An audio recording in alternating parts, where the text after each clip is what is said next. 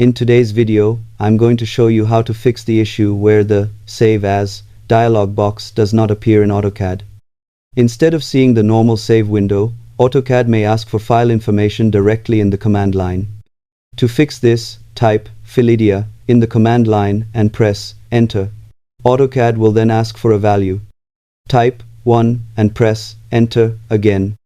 The value 1 enables file dialog boxes, while 0 disables them and uses the command line instead. After changing the setting, try using Save As again. The dialog box should now appear normally. If not, restart AutoCAD and test it once more.